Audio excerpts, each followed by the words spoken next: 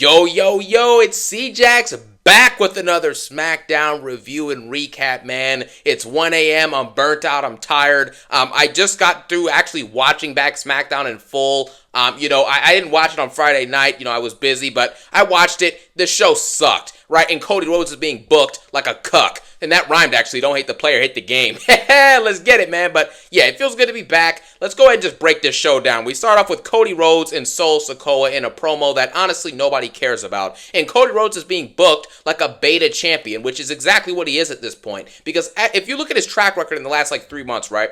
Clash at the Castle, his match starts the show. If Roman Reigns was defending the WWE Championship versus AJ Styles in an I Quit match, that match is main eventing Clash at the Castle. I don't care if it's in Drew McIntyre's hometown. Roman Reigns would have main evented with AJ Styles anyways. Then you have Cody starting the show at Bash in Berlin, which is ridiculous. Then you also have the fact that Cody Rhodes main event SummerSlam. The only reason him versus Solo Sikoa main evented SummerSlam, because those two dudes should never be main eventing anything, but they main evented SummerSlam because Roman Reigns returned at the end and made it have a great ending to the entire pay-per-view. That's the only reason that match main evented, was to build into Roman's return. Then the same thing's going to happen next week with a steel cage match between Cody and Solo for the WWE title, and this is just done so that when Roman Reigns returns at next week's SmackDown, which is going to be the USA SmackDown premiere, so we know something big is going to happen at the end with the Bloodline, Roman is going to return and cost Solo that match, probably spear him through the steel cage, which would be sick, and hopefully he returns with Jimmy Uso as well, and even Paul Heyman. This is exactly what's going to happen. So now you have Cody Rhodes, who his championship match, the North Star of the wrestling division, the WWE title, means so much. Dusty, what do you want to talk about?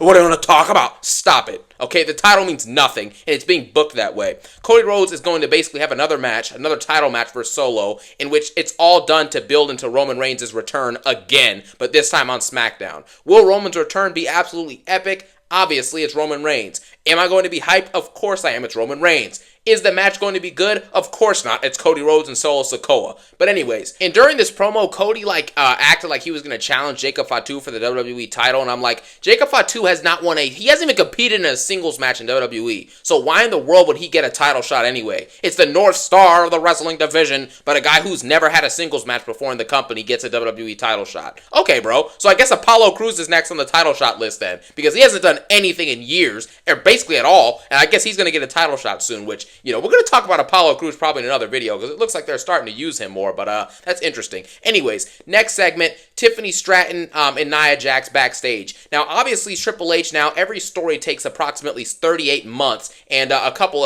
extra days on top of that, in order for a story to finally be concluded. So Tiffany Stratton and Nia Jax go backstage, and this is one of the dumbest segments I've ever seen. Nia Jax says something along the lines of, "So, I saw people talking about how you tried to quote-unquote help me last week, and you almost cashed in on me." I'm like, okay, go back and just watch the footage. Tiffany clearly tried to cash in on you and turn on you. So why are we even doing this segment? Nia Jax should have come backstage to beat the crap out of Tiffany Stratton and take her briefcase and throw it in the garbage. That's what should have happened if she was a real annihilator, beast of a woman's champion, which originally she was booked as, but not anymore. Because somehow, some way, we have to continue to reduce the women's champion, whoever it is, down to basically being a jobber. Nia Jax, look at her and look at Tiffany Stratton. Nia Jax would destroy Tiffany Stratton in a fight. She would destroy Michin in a fight. She should not need Tiffany Stratton to beat Bayley or Michin. Nia Jax should only realistically be in a physical mismatch versus Jade Cargill, Bianca, and maybe Rhea Ripley. That's it. Those are the only mismatches in the WWE entirety for her. And she's not fighting any of those people. She's fighting 5'2" jobbers like Michin. So it makes no sense why she clearly knows Tiffany tried to turn on her, and she goes back to just discuss it. But again,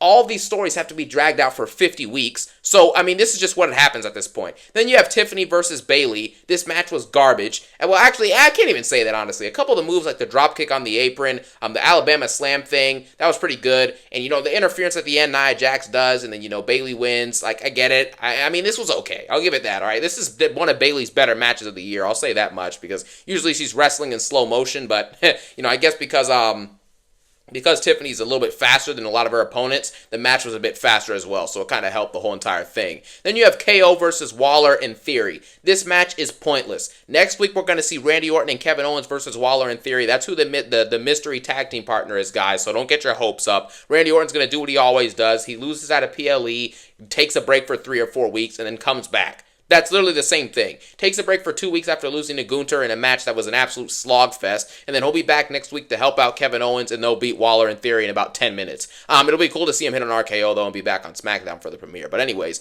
then you have Chelsea Green backstage with Michin. Nobody cares about this, so we can pretty much skip this. First off though, I will say, why are Chelsea Green and Piper Niven like camping in Nick Aldis's office? They've been in this dude's office like 90% of the last 3 months they've been on the show. It makes absolutely no sense. What are you asking for? You're not getting any title matches, you're barely getting TV time, and you're barely getting matches in general, so what are you in his office for? I genuinely have no idea about that. But then later in the night, you got Michin versus Chelsea. We'll just go over this quickly. This match was... I'm not going to say it's bad because it was garbage, right? Bad is actually being too nice. This match was garbage. So that's that. Then you get LA Knight, Carmelo Hayes, and Andrade. Now, this is actually, I'm going to talk about this for a minute or two. LA Knight is actually, I'm slowly realizing this. I mean, I've already known this, but LA Knight within the next year, if he stays healthy and continues on this run that he's on, I honestly would not be mad if he won the WWE Championship. Like, I really wouldn't. Because I'm starting to realize that there's only really like 2 superstars, maybe 3 superstars on SmackDown. And it's Roman or in LA Knight. That's just the facts. I already said that Roman and LA Knight were the only stars on this show, but now it's painfully obvious. LA Knight's out there in the ring with Carmelo Hayes and Andrade, who, I like Carmelo Hayes and Andrade, I'm going to be honest. But Carmelo Hayes, there's something missing. He has talent to be like a very great in-ring worker. His entrance is great. His persona is great. But the way they have him deliver promos, and they only give him like 10 to 15 seconds to talk before being interrupted. And it's always these generic things like, oh yeah, I'm him. I'm the guy. I'm him. Like, I don't understand this, man. I'm starting to get a little bit annoyed with this because you're not giving him time to really speak on the mic. He's just saying generic, auto-generated AI dialogue. And then Andrade comes out. We already know his promos suck, but it's not necessarily his fault because of the language barrier. So, I give him a pass. He does great matches, so that's that. But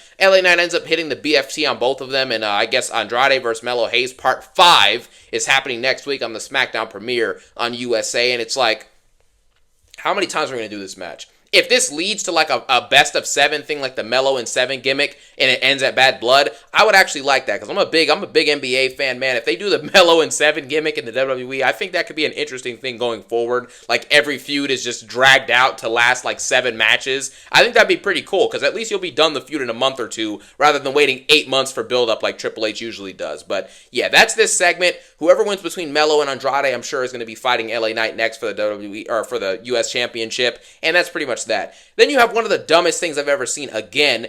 Giovanni Vinci goes out and loses in 2 seconds to Apollo Crews. And this is just absolutely mind-boggling to me. You build up to this dude and make him seem like he's some serious, like, Italian mob boss threat that's going to beat people down and he's going to style on you while he does it, right? That's what he's been built up as, this cool dude who wins matches. He gets girls, he drives these cars, he's like a mob boss, right? And then he goes out and loses in 2 seconds to Apollo Crews, who has won maybe 2 singles matches in the last 4 years of him being in the company. This is unacceptable. I don't care if it's, oh, well, let the long game cook. Let him cook. Vinci's cooking, bro. He's cooking.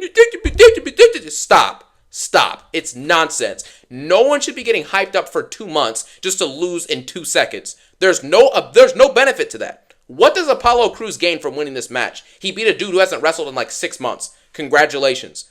Like, what? This is just dumb. Apollo Crews, though.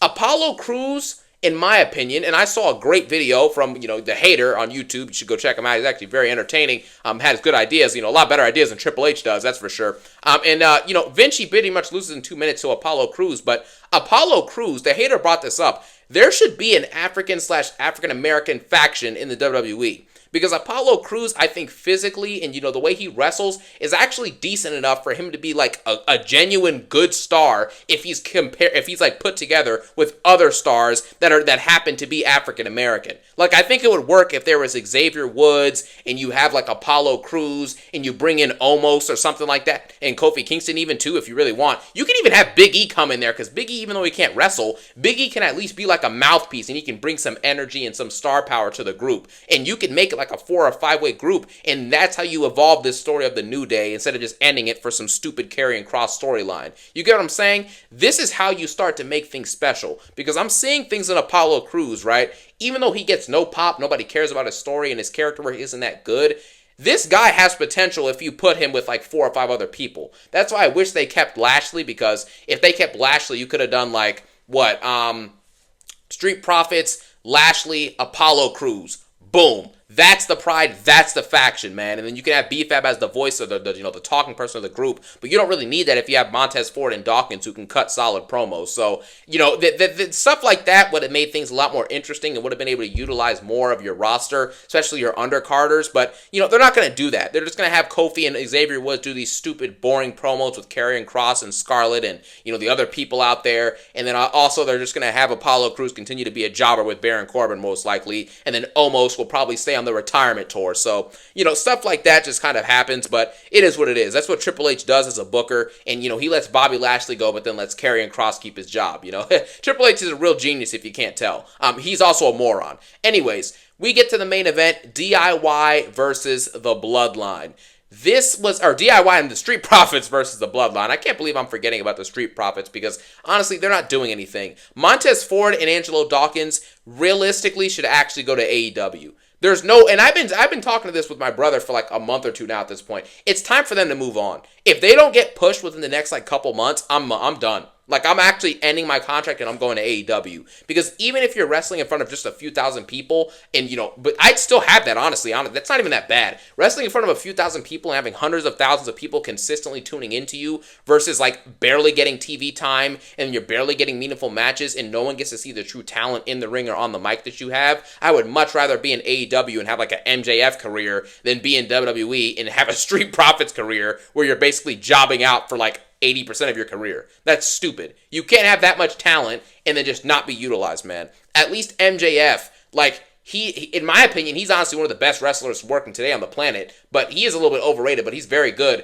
And if you actually look at his career, even though he's not in WWE, obviously he's not going to be like super mainstream, this dude, for what he's doing in AEW, is getting shine. Millions of people have seen his work, and he is still making great money because Tony Khan cuts massive paychecks because he's a billionaire, I'm pretty sure. Like hundreds of millionaires, whatever, hundreds of millionaire, you know what I'm saying? Millions of dollars. But yeah.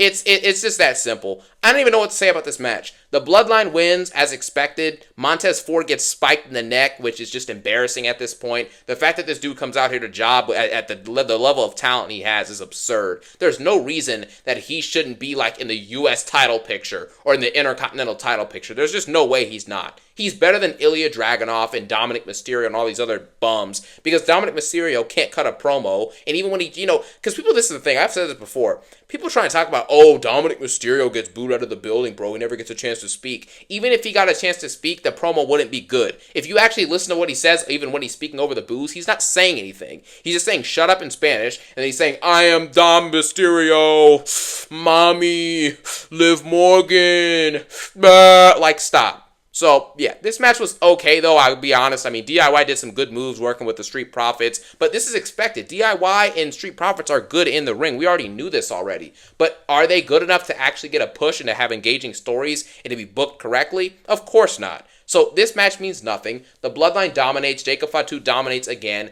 And next week, Solo is probably going to lose to Cody Rhodes. I honestly wouldn't be mad if... honestly, I don't really care who wins that match. I'll be honest. That's how it is with every Cody defense. I'm like, okay, if he wins, he wins. It's predictable. If he doesn't, like, whatever. I don't even know. Like, I really don't care anymore, man. Unless he's competing against, like, Orton or, Roman Reigns or The Rock, the final boss. The final boss. Which I got a crazy, crazy thing coming out. Crazy take. Little video I got prepared coming out this week. So stay tuned for that. It's going to come out within the next 2 or 3 days. But, yeah, man. The final boss and Roman Reigns.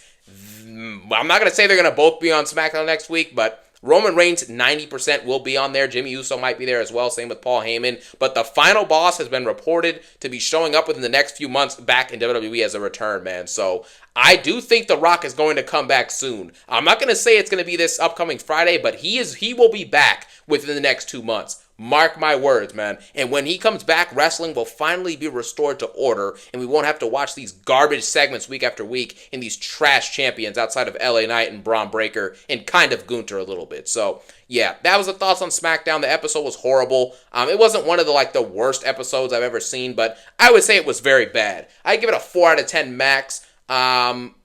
Maybe next week it'll be better. I'm assuming it will because there's a lot of star power going to be on next week's show. You're going to possibly have Roman, Orton, LA Knight, I'm sure will be there, obviously. Carmelo versus Andrade will be a good match, even though we've seen it 80 times. And I'm sure you're going to have something with Nia Jax, with Cody and all that. So it should be a good episode next week, I'll be honest. I'm kind of looking forward to it. I'm also looking forward to Raw. But yeah, posting this video around 2 or 3 a.m.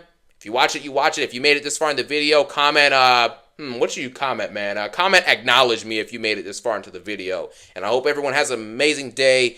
Peace out.